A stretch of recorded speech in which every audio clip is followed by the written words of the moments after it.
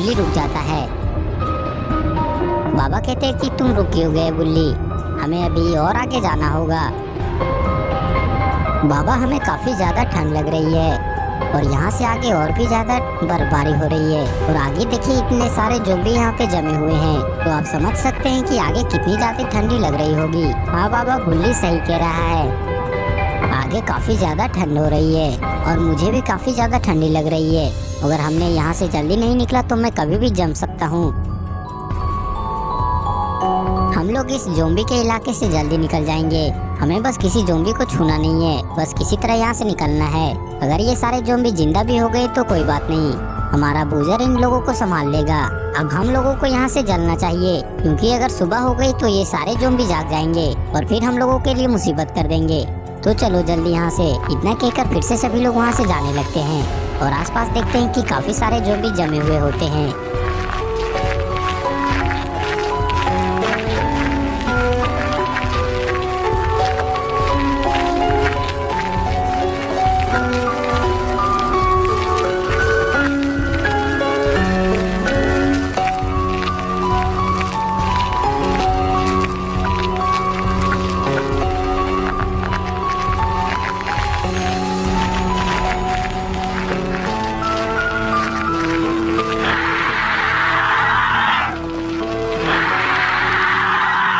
ये लोग थोड़ी दूर गए ही होते हैं कि ये लोग सुनते हैं कि काफी ज्यादा चीखने चिल्लाने की आवाजें आ रही है। बाबा कहते हैं क्या तुम लोग ये आवाज सुन रहे हो? ये आवाज आखिर है किसकी जो इतने चिल्ला रहा है? मुझे यहाँ पे कुछ ठीक नहीं लग रहा है और यहाँ पे इतने सारे ज़ोंबी भी जमे हुए हैं, हमें तुरंत यहाँ से निकलना चाहिए।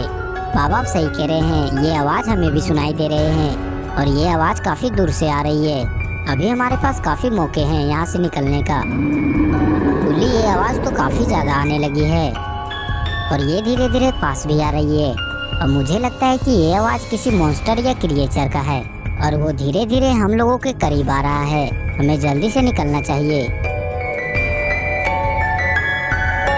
ये सभी निकलने ही वाले होते हैं कि तभी देखते हैं कि ऊपर दूर एक काफी डरावना मॉन्स्टर खड़ा हुआ होता है, जो इन लोगों को देखकर काफी जोर से चिल्लाने लगता है।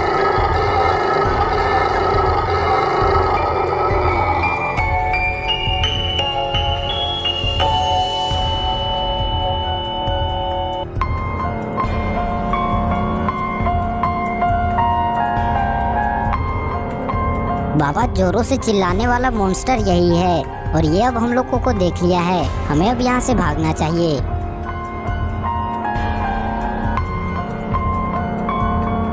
तभी वो मॉन्स्टर एक बड़ी छलांग लगाकर इन लोगों के सामने आ जाता है। इन लोगों में अभी डर का माहौल है।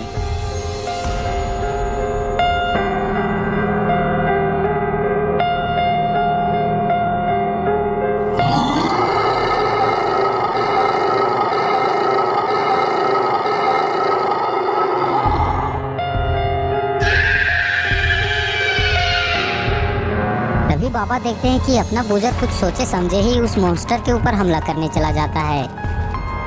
तभी वो मॉन्स्टर एक वार करके बूजर को वहीं पे जमा देता है।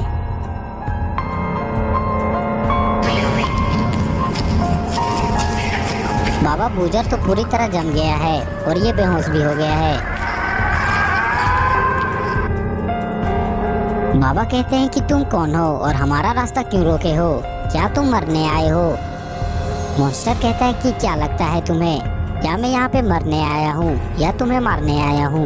मैं तुम्हारा ही इंतजार कर रहा था। मुझे किसी ने बोला था कि तुम यहाँ पे जरूर आओगे और मुझे तुम्हें मारने के लिए बोला गया है, तो अब तुम मरने के लिए तैयार हो जाओ।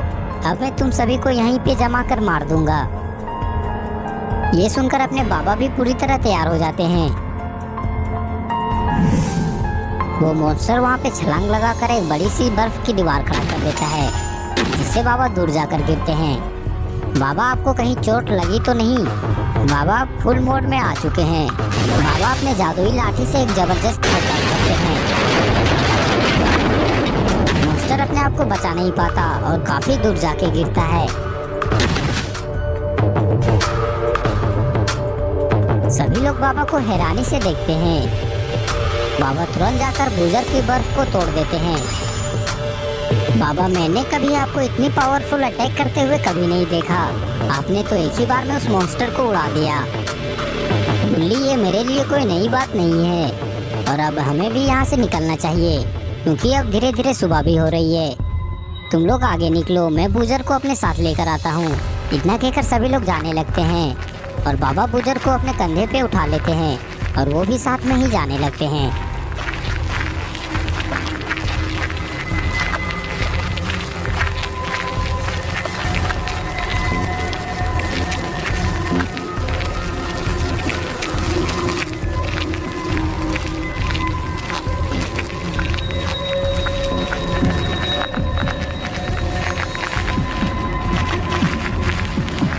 ये लोग कुछ दूर गए ही होते हैं कि ये सभी देखते हैं कि आगे काफी बड़ा वेयर हाउस है। बाबा, क्या लगता है, क्या यही उस डॉक्टर डी का वेयर हाउस हो सकता है? मुझे लगता है कि हो सकता है बुल्ली, ये डॉक्टर डी का ही वेयर हाउस हो सकता है। वैसे भी यहाँ से दूर दूर तक कुछ दिखाई नहीं दे रहा है। बाबा, ये वेयर हाउस डॉक्टर डी का हो या ना हो, लेकिन हमें यहाँ से जल्दी उस वेयर हाउस के अंदर जाना चाहिए क्योंकि हमने यहाँ कुछ देर और रोकी तो हम लोग भी बूजर की तरह जम जाएंगे। हमें जल्दी यहाँ से अंदर जाना चाहिए। बूजर उठकर खड़ा हो जाता है। होश में आ गए बूजर, अब चलो जल्दी इस वेयर हाउस के अंदर, तुम्हें कभी गर्मी फील होगी। इतना कहकर सभी लोग उस वेयर हाउस के अंदर जाने लगते हैं। बुल्ली शटर उठाता है और ये सभी अंदर चले जाते हैं। ये लोग अंदर जाने के बाद देखते हैं कि डॉक्टर डी और वही ज़ोंबियों का लीडर वहाँ पे होता है। डॉक्टर डी इन लोगों को देखकर कहता है कि आइए बाबा, और तुम भी बूजर, मुझे तुम लोगों का ही इंतजार था। तुम लोगों ने मुझे ढूंढने के लिए क्या क्या नहीं किया। तुम मुझे कैसे जानते हो डॉक्टर? मैं तुम्हें कैसे जानता हूँ ये बातें छोड़ो बूजर, क्या तुम अपने बेटे से मिलना नहीं चाहोगे? तभी डॉक्टर डी किसी को बाहर आने के लिए इशारा करता है और अंदर से एक काफी बड़ा ज़ॉम्बी बाहर आता है।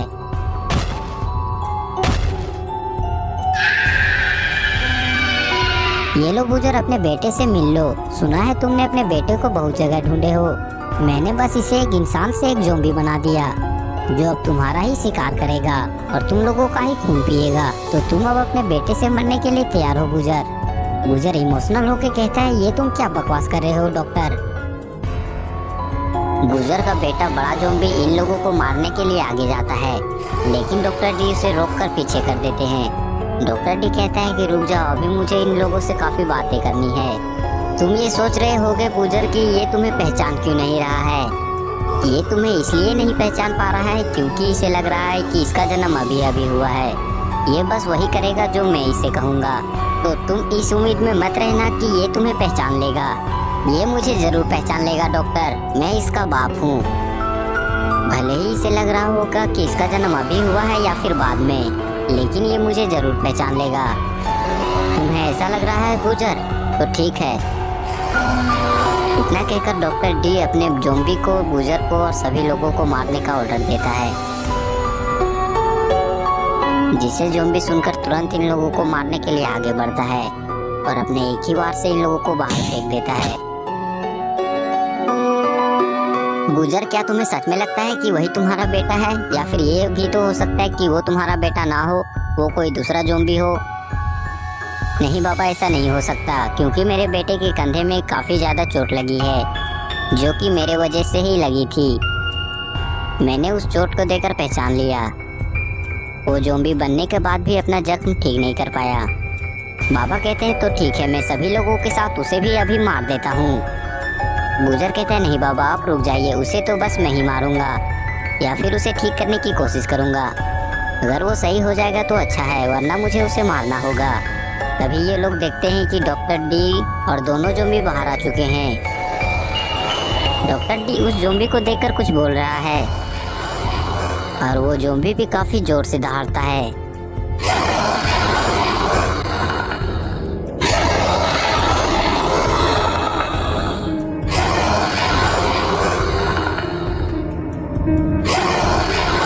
उस ज़ॉम्बी के चिल्लाने के तुरंत बाद ही काफी सारे ज़ॉम्बी के चीखने चिल्लाने की आवाजें आने लगती है। ये लोग जब पीछे मुड़ते हैं तो क्या देखते हैं कि काफी सारे ज़ॉम्बी इधर ही भागते हुए आ रहे हैं, जिनकी संख्या हजारों में है।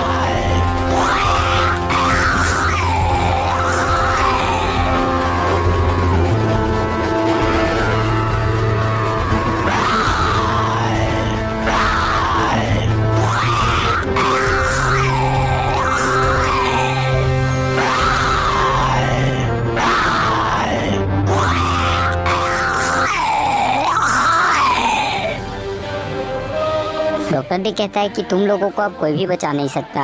ये मेरे सारे ज़ॉम्बी तुम लोगों को नोच नोच कर खा जाएंगे। तुम लोगों की लाश भी यहाँ मिलने वाली नहीं है।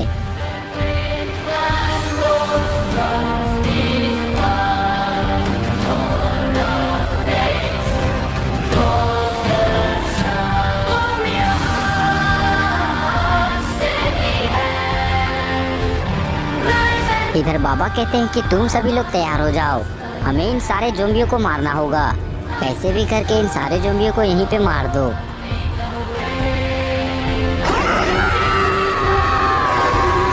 ये सुनकर गुल्ली बुल्ली और गुजर तुरंत उन सारे ज़ॉम्बियों के ऊपर टूट पड़ते हैं।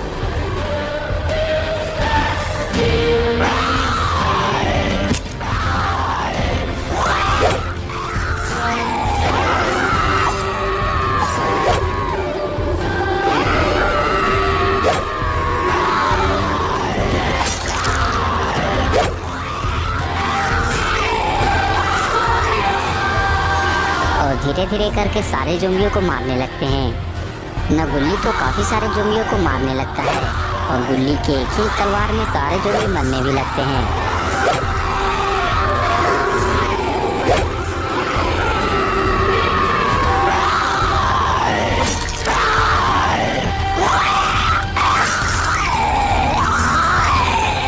अपना गुजर भी काफ़ी गुस्से में है और सारे ज़ॉम्बियों को बेरहमी से मारने लगता है।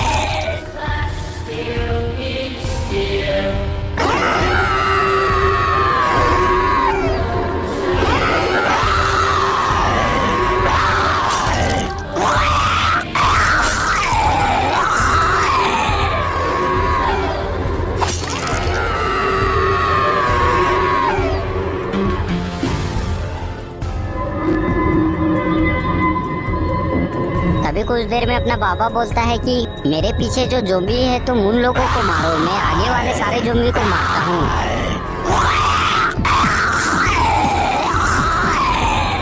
और गुजर उन सारे ज़ॉम्बियों के ऊपर टूट पड़ता है।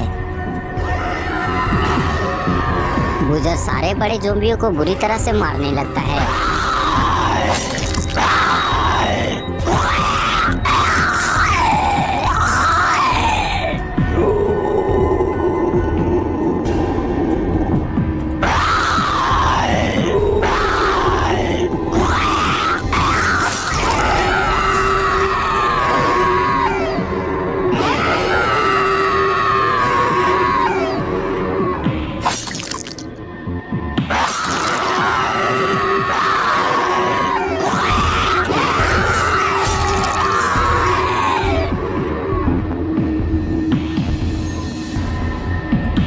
और इधर अपने बाबा कहते हैं कि सोन तुम जरा साइड हट जाओ और गुल्ली बुल्ली तुम दोनों भी जरा पीछे हट जाओ।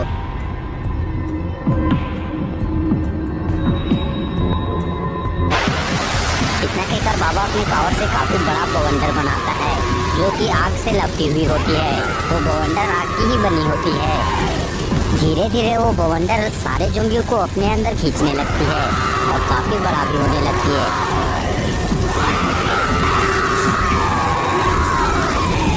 वो बवंडर धीरे धीरे करके ही सारे ज़ॉम्बियों को अपने अंदर समाने लगती है।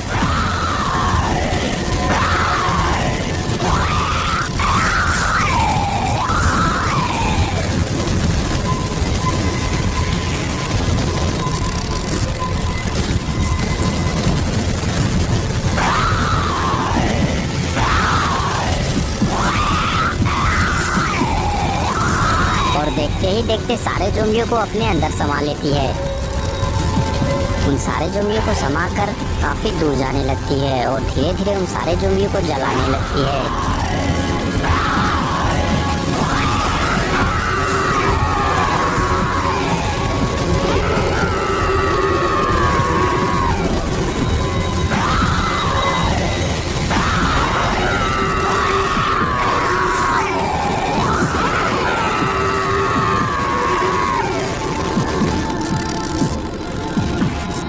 और इधर सभी लोग डॉक्टर डी की तरफ देखते हैं। ये लोग देखते हैं कि डॉक्टर डी कहीं और देख रहा है। ये लोग जब देखते हैं तो क्या पाते हैं, गुजर का बेटा गुजर को ही पकड़ा हुआ है, लेकिन गुजर उसे कुछ नहीं कर रहा है। गुजर बस अपने बेटे को कुछ याद दिलाने की कोशिश कर रहा है, लेकिन कुछ ही देर में उसका बेटा उसके गर्दन में हमला कर देता है और तुरंत उसे नीचे गिरा देता है। नीचे गिराने के बाद गुजर के मांस को जानवरों की तरह खाने लगता है।